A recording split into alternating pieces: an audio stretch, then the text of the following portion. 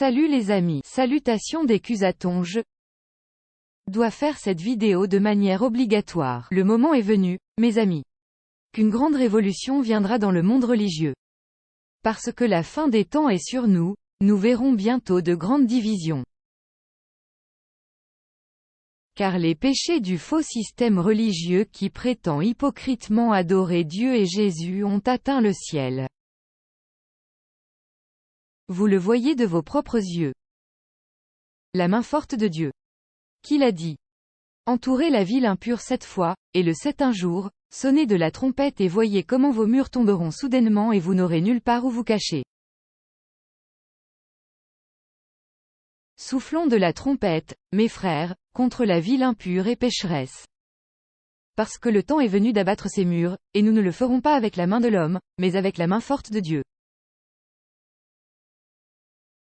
Car la gloire n'appartient qu'à lui et à personne d'autre. Et si vous êtes à l'intérieur de cette église, qui est une ville impure, je vous rappelle ce qu'a dit l'apôtre Paul et ne participez pas aux œuvres stériles des ténèbres, mais plutôt exposez-les.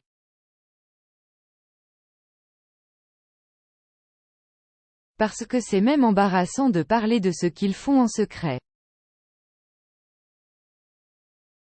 Oui, amis secrets. Et c'est ce que nous allons démasquer dans cette vidéo, ce qu'ils font en secret. Le temps est venu pour cela de masquer ces péchés. En effet, leurs péchés sont très honteux. C'est vraiment embarrassant d'en parler, mais nous devons le faire parce que ce sera la vidéo la plus embarrassante et la plus embarrassante que j'ai jamais faite et que je ferai jamais. Mais en aucun cas je ne serai partie prenante de cette ville ecclésiastique pleine de péchés immoraux et pervers et impénitents.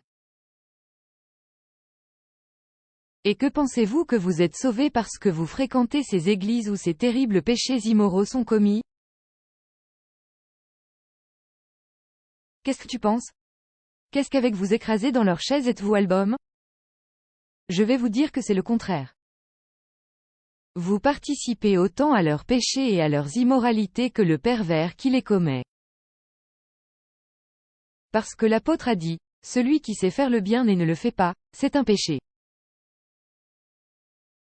Et celui qui se tait devant les œuvres d'injustice est tout aussi impie que celui qui commet l'injustice.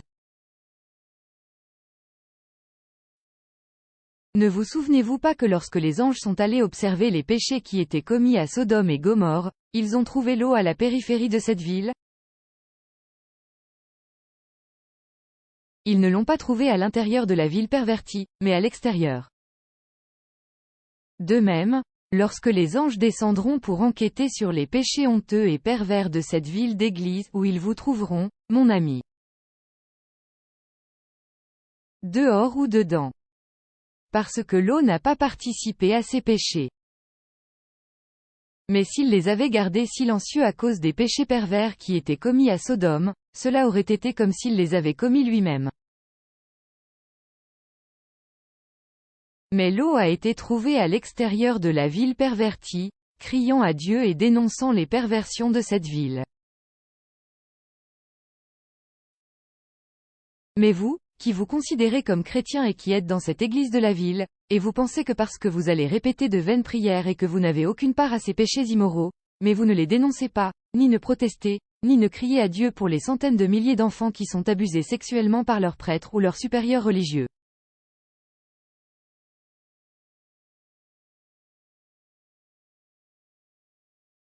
Vous préférez plutôt regarder de côté et garder le silence.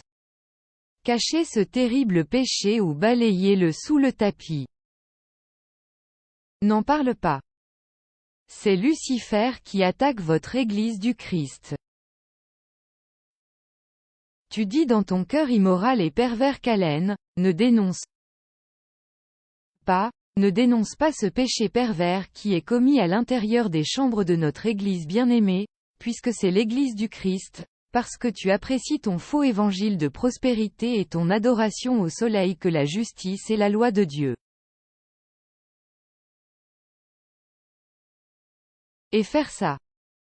Vous allez vous écraser dans ces soi-disant églises chrétiennes et qui font de Dieu un génie dans une bouteille lui demandant des faveurs ou des souhaits tels que la santé, la prospérité et l'amour, alors que les plus grandes injustices contre des enfants sans défense sont commises quotidiennement, des péchés pervers et immoraux. C'est gênant de parler, mais celui qui se tait est le même que le pécheur qui commet l'acte immoral.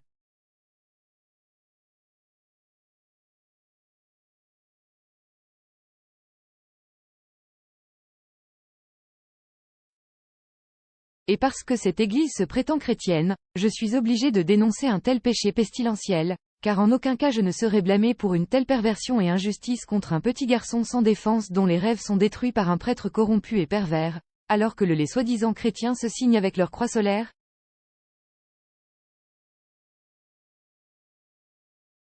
Défendons notre Église bien-aimée. Après tout, personne n'est parfait et nous trouverons toujours des pécheurs.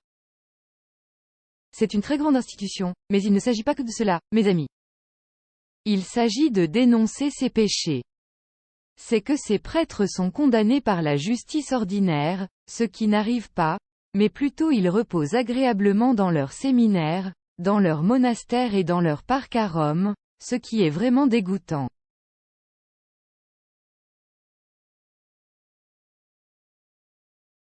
Et je vous demande, amis, vous qui fréquentez ces églises et défendez leur doctrine, comment pouvez-vous être à l'intérieur de leur chambre alors que ce terrible péché ne cesse de se produire?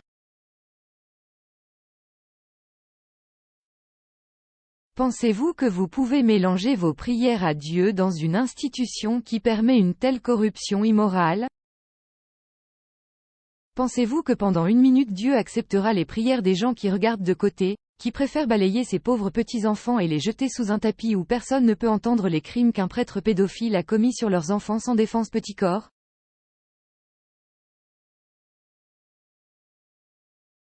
Parce qu'avant ce péché était caché. Mais aujourd'hui, grâce à Internet, nous pouvons tous réclamer justice. Ce n'est pas pour rien que le pape François a dit qu'il ne voulait plus de fausses nouvelles et que les seules qui peuvent parler sur Internet sont celles qui sont approuvées par les États-Unis ou par le Vatican.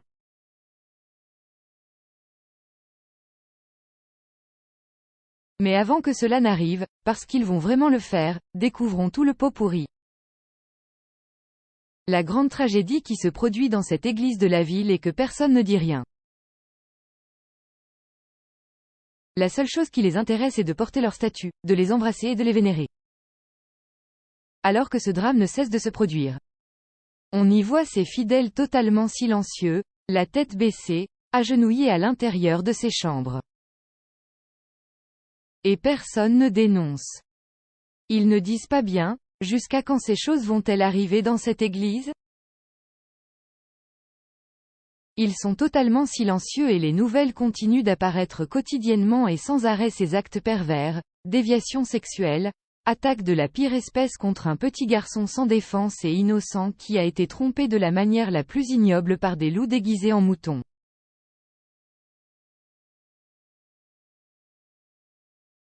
Le pire crime, le crime le plus honteux jamais commis. Eh bien, si je suis un adulte aujourd'hui attaqué par un de ces criminels et que je ne me défends pas, je suis même coupable. Mais qui défendra un petit garçon sans défense attaqué par un loup déguisé en mouton? Qui portera la culpabilité de ce terrible péché? Pensiez-vous que parce que vous n'étiez pas directement impliqué dans ce crime, vous n'étiez pas coupable? Mais ne savez-vous pas qu'il y a aussi faute d'omission? Et celui qui est membre d'une église ou qui est dans sa chambre ou sa chambre quand il se tait est aussi coupable.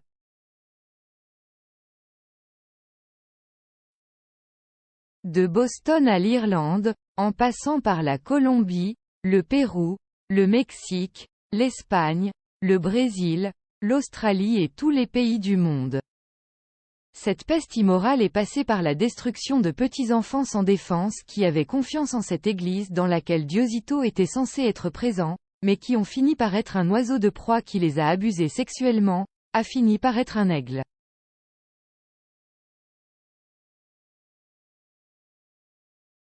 Et je vous rappelle ma vidéo dans laquelle j'expliquais dans le titre.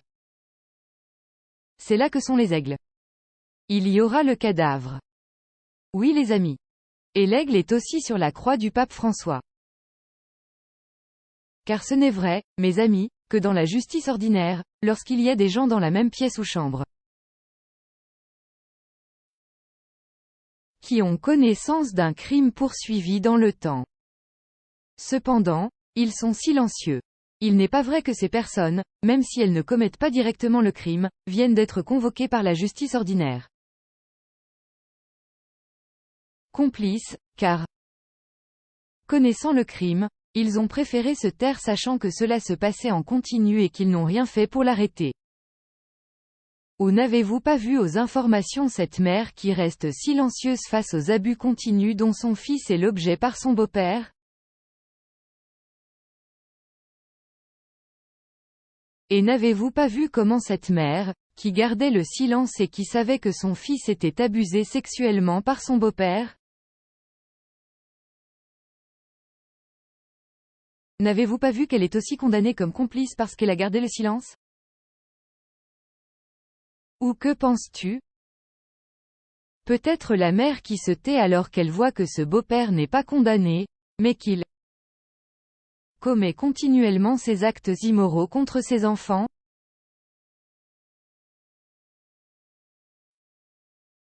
Cette mère est silencieuse. Qu'en pensez-vous? Doit-elle aller en prison? Et Dieu le Père n'est-il pas plus juste que des juges corrompus et que vous? Pensez-vous que Dieu le Père est le même que les juges corrompus de votre pays? Et pensez-vous que Dieu le Père ait gardé le silence devant ceux qui se trouvaient à l'intérieur des mêmes salles et chambres de ces églises, alors qu'ils étaient conscients qu'un tel péché aberrant et immoral était commis dans les mêmes salles, c'est-à-dire à l'intérieur de l'église elle-même?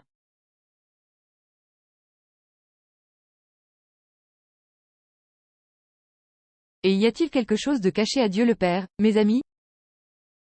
Non, il sait tout et il voit tout.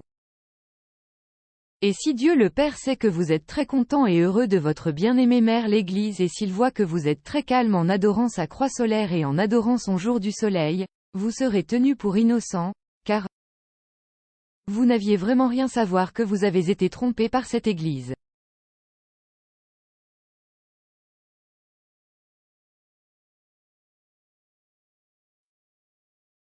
Mais en même temps tu préférais regarder de côté pendant que des petits-enfants sans défense étaient violés et abusés sexuellement. Dieu ne trouve-t-il pas vraiment le péché et l'iniquité dans votre cœur? Serez-vous vraiment tenu pour innocent ou comme une personne qui a été trompée? Si votre cœur est assez noir pour oublier tous ces petits-enfants maltraités et que vous n'avez pas ouvert la bouche ou dit quoi que ce soit et que vous avez continué à aller dans leur chambre, généralement tous les jours le dimanche qui est le jour du soleil, vous voulez seulement se voir accorder des désirs et pas un mot ne sort de ta bouche pour demander justice à ces prêtres.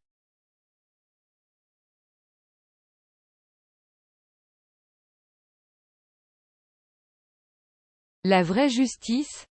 Pas la justice canonique, qui est la justice du Saint-Empire romain germanique, mais la vraie justice avec laquelle tous les pédophiles sont condamnés. Pensez-vous, une seule minute, que vous ferez de Dieu, le Père, un participant à un si horrible péché immoral? Croyez-vous une seconde que Dieu le Père vous accordera une demande alors que vous ne bougez pas le petit doigt pour demander justice pour ces péchés honteux? Vous pensiez que blasphémer après le saint nom de Dieu, demander des souhaits de prière, alors que dans les mêmes pièces où vous demandez ces souhaits et ces prières, de tels péchés immoraux et pervers sont commis.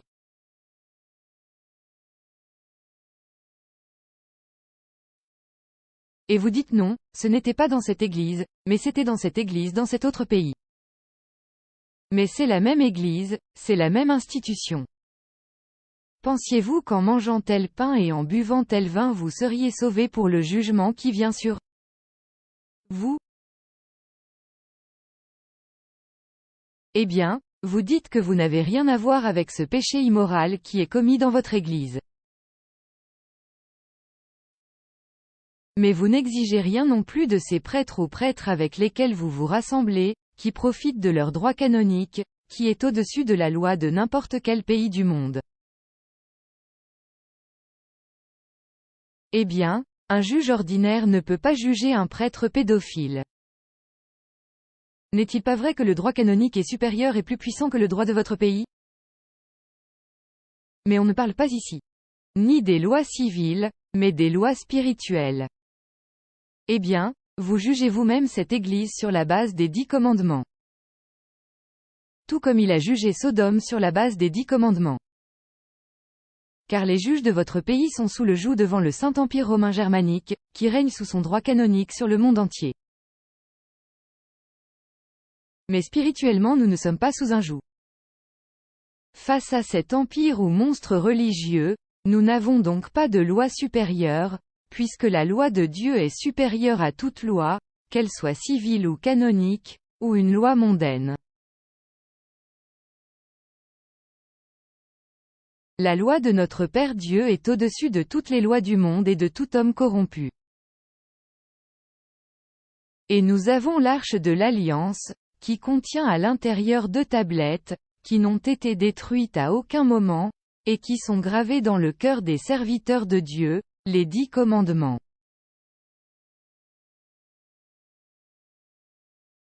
Et maintenant nous allons prendre cette arche de l'Alliance et nous allons encercler cette église où des crimes immoraux et pervers sont commis, et nous allons le faire 7 fois, et la 7e fois. Jouons à nouveau de la trompette.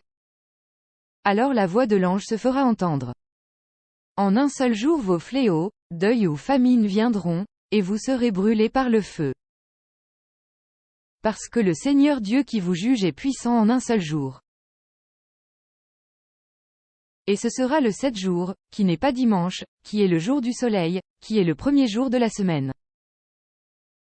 Samedi c'est le 7 jour. Alors dans ce 7e jour tous vos fléaux viendront. Ils ne seront ni violés ni maltraités, mais de petits enfants sans défense dans vos chambres. Avec quel visage vous qui dites que vous croyez en Dieu le Père et en Jésus êtes assis sur les bancs de cette église, alors que des dizaines de milliers d'enfants sont abusés par des prêtres pervers et que vous allez dire que c'est l'église du Christ et qu'elle est attaquée par le démon, et que les portes de l'enfer ne prévaudront pas contre lui, car selon vous, c'est l'église de Pierre et c'est pourquoi il ne doit rien se passer.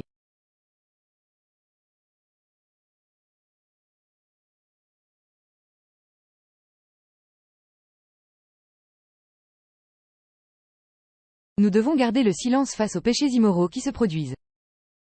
Mais je vais vous dire quelque chose que la véritable Église de Christ est pure et sainte, elle est repentante de tous ses péchés et justifiée en Christ et est déclarée sainte, exempte de péché.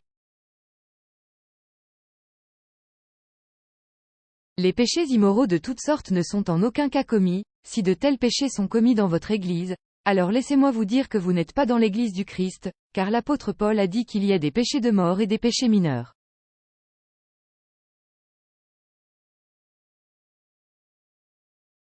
Péchés capitaux. Jugez par vous-même si le viol ou l'abus sexuel d'un pauvre petit ange est considéré comme un péché mortel ou un péché mineur. Et nous ne parlons pas de la mort physique, mais de la vraie mort dans la mort spirituelle. Le simple fait que vous soyez membre et que vous participiez à ces fausses églises ne devrait pas vous laisser dormir la nuit. Ou pensez-vous que vous vous sauverez en gardant le silence face à un tel péché immoral? N'avez-vous pas compris ce que Jésus a dit? Le plus grand commandement est d'aimer son prochain. Tu ne peux pas dire que ce n'est pas mon problème. Je m'en moque. Cela se passe loin. Cela ne se passe pas dans ce siège de cette église, mais dans l'autre siège. Parce que vous avez cru que le commandement d'aimer votre prochain vous libère de la loi de Dieu, alors qu'en réalité c'est le commandement qui vous lie le plus à la sainte loi de Dieu. Et celui qui viole par omission est aussi coupable que celui qui viole par action. Car comment pouvez-vous aimer Jésus si vous détestez votre prochain? Et comment pouvez-vous rester assis sur un banc d'église alors que des dizaines de cas d'abus sexuels sur des enfants sans défense sont révélés quotidiennement à travers l'actualité, alors que vous préférez détourner le regard? Oserez-vous dire qu'il s'agit d'un complot, d'une tentative des francs-maçons Illuminati de détruire votre Église bien-aimée, qui vénèrent le soleil? Eh bien, si la doctrine de ces supposés maçons Illuminati qui sont soi-disant infiltrés dans votre église est la même doctrine que vous avez, vous n'êtes pas le même qu'eux, seulement qu'ils sont au sommet de la piété. Mesurez et vous êtes à la base et vous êtes cet esclave qui soutient la pyramide. Vous-même préférez devenir l'esclave de ces maçons et votre joug est pire que le joug physique, puisque c'est un joug spirituel, puisque votre esprit et l'esprit de ces maçons Illuminati sont les mêmes. Car c'est la même doctrine, car vous et eux adorez les mêmes statues et dites les mêmes prières. Et s'il était toujours vrai que votre église était effectivement infiltrée par les francs-maçons Illuminati, comment se fait-il que vous y restiez encore?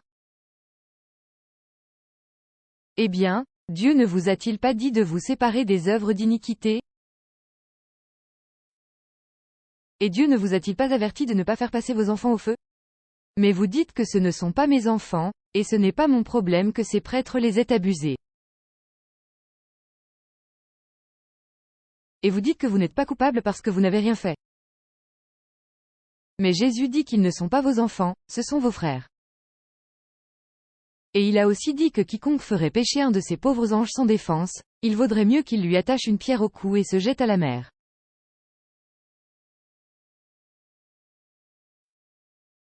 Eh bien, vous fréquentez vous-même ces églises, qui gèrent des millions d'écoles à travers le monde et ces prêtres sont des guides pour des millions d'enfants. Souviens-toi de ce que Dieu le Père a dit au prophète Ézéchiel fils de l'homme, je t'ai établi sentinelle sur la maison d'Israël. Lorsque vous entendez la parole de ma bouche, avertissez-les de ma part. Et je vous ai prévenu, ceux qui font partie du faux système religieux appelé Babylone, et Babylone était une ville ecclésiastique, tout comme l'Église catholique. C'est une ville d'église. Par conséquent, dit l'ange, sortez de ce système faux et imposteur qui a usurpé la parole de Dieu et utilise le saint nom de Dieu et son oint pour adorer leur dieu païen et le soleil pour faire des prières aux statues qui ne voient pas, ni n'entendent ni ne sentent, et de faire passer leurs enfants au feu.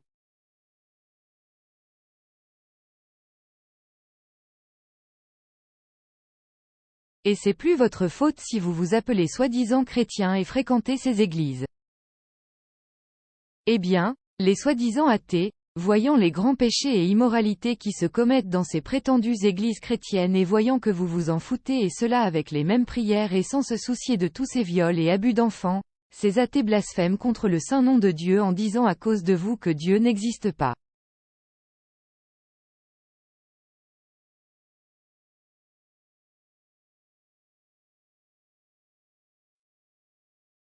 Eh bien, si ce sont les chrétiens, alors qui voudraient être chrétiens? Et toi aussi tu blasphèmes contre Dieu? Eh bien, vous-même, en gardant le silence et en allant dans ces salles ou ces églises pendant que ces abus sexuels sont commis et vous vous en moquez simplement, parce que vous-même n'avez aucune justice.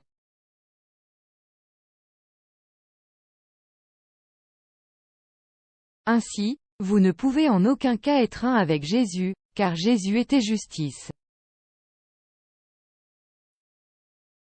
Eh bien, ces chrétiens qui fréquentent ces églises de la ville sont faux et hypocrites et tout ce qu'ils veulent, c'est leur évangile de prospérité.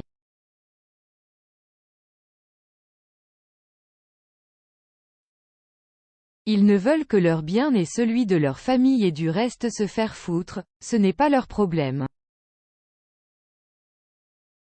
Ces faux chrétiens ne veulent être d'accord qu'avec un Dieu qui n'est pas le Dieu Père lui-même, c'est le Dieu Soleil et ils ne veulent que la richesse, la santé et l'amour pour eux-mêmes. Et beaucoup, voyant que ce sont de tels chrétiens et que ces péchés sont commis dans la prétendue Église chrétienne, prennent en fait une mauvaise voie et décident de devenir athées.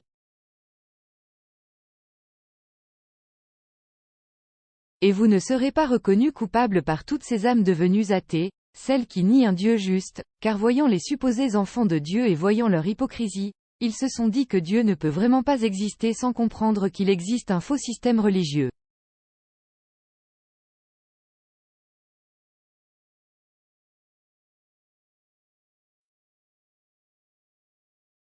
ceux qui appartiennent à ces églises et se taisent devant les péchés immoraux et pervers qui sont commis en son sein et en dehors d'elle.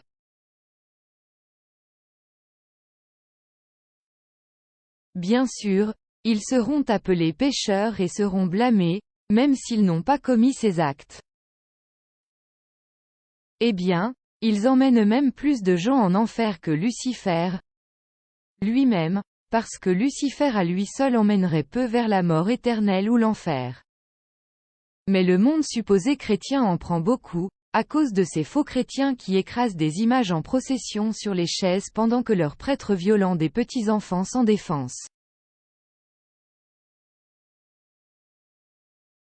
Il emmène plus d'âmes en enfer que Lucifer lui-même. Maintenant tu me demandes et que peux-tu faire? Eh bien, je vous l'ai déjà dit plusieurs fois. Sortez de Babylone et du faux système religieux. Éloignez-vous de ces immoraux. Éloignez-vous du culte du soleil. Car quiconque adore le soleil sacrifie ses enfants au dieu soleil. Sonnez de la trompette et annoncez. Sonnez de la trompettation et sonnez l'alarme sur ma sainte montagne. Tremblez tous les habitants de la terre, car le jour du Seigneur vient, car il est proche. Amis, c'est nous chrétiens, les vrais chrétiens, qui sonneront de la trompette et le septième jour, nous allons faire 7 fois le tour de cette ville immorale. Et les prêtres, vrais prêtres de Dieu, sonneront des trompettes. Et si vous voulez continuer à vous écraser dans ces chambres de cette ville et de cette église, et que vous ne vous détourniez pas, mais que vous continuiez à remplir leur chair, portant leurs idoles alors qu'ils ont la même doctrine, ils savent bien que leurs fléaux tomberont aussi sur eux.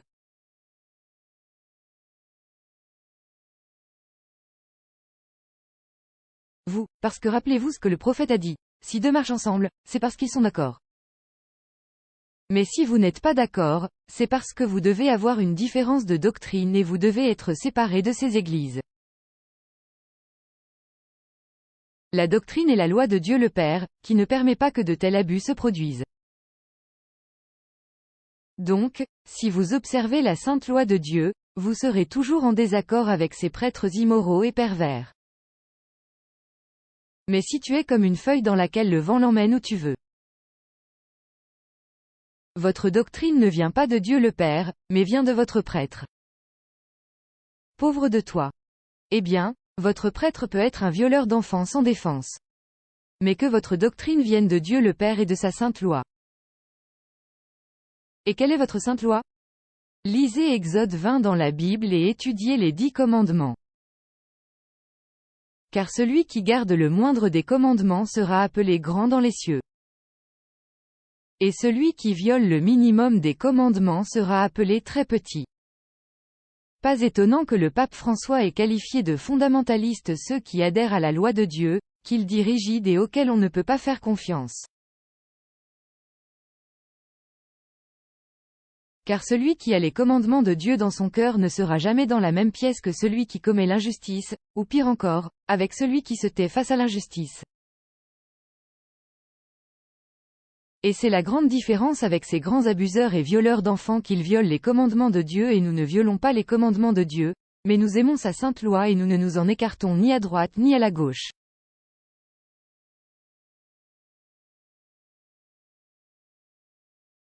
Alors, mon ami, vous qui défendez votre Église, défendez plutôt les petits enfants pauvres et sans défense qui ont été violés dans leur chambre, car elle-même est riche et puissante. Mais ces petits-enfants n'avaient ni père ni mère pour les défendre. Et peut-être que ces violations immorales appartenaient au passé et sont derrière nous? Non, les amis, regardons juste 2016. L'affaire de la Sodalicio, une institution basée au Pérou, dans laquelle son fondateur a fui ce pays et n'a pas confronté les autorités judiciaires pour clarifier s'il était ou non réellement lié à ces cas présumés d'abus sexuels.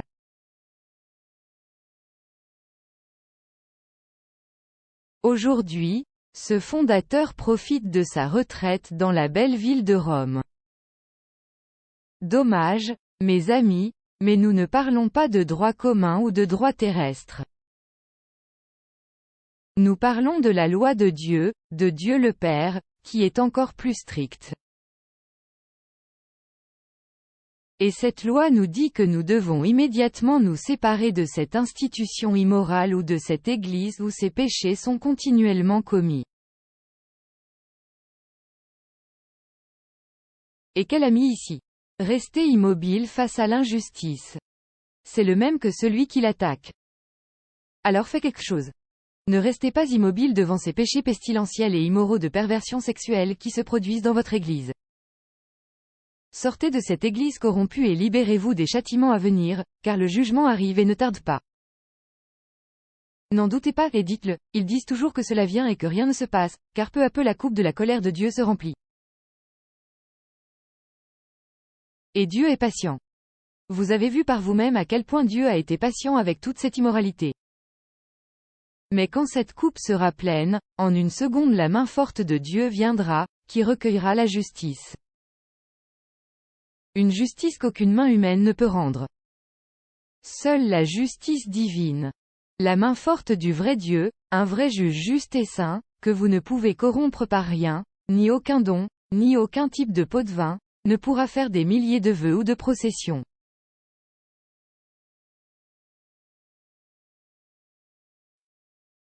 Et cela ne vous servira à rien de vous frapper la poitrine, de vous frapper dans le dos ou de marcher à genoux vers un autel. Vous ne pouvez rien faire quand vous sentez la main forte de Dieu là-bas si vous allez faire des actes de justice. C'est trop tard, mon ami. C'est trop tard. Pensiez-vous que vous feriez comme le voleur? Attendriez-vous la dernière minute? Pas d'amis. Dieu voit votre cœur et cela ne va pas l'accepter. Ainsi, aucun juge corrompu ou citoyen corrompu ne pourra acheter Dieu. Et accumuler de l'argent et de l'or et continuer votre prospérité en adorant le soleil. Que tout cela servira de témoignage contre vous le jour du jugement. À bientôt.